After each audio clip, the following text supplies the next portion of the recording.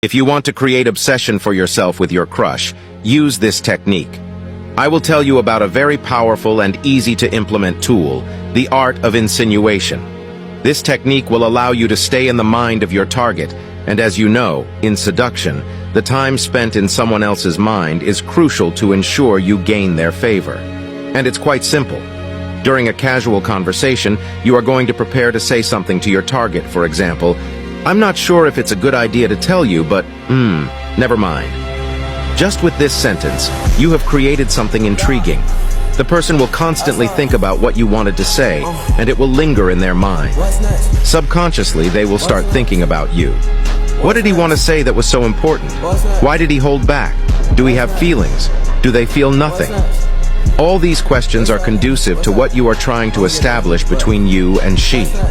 The more they ponder such questions, the better it will be for you.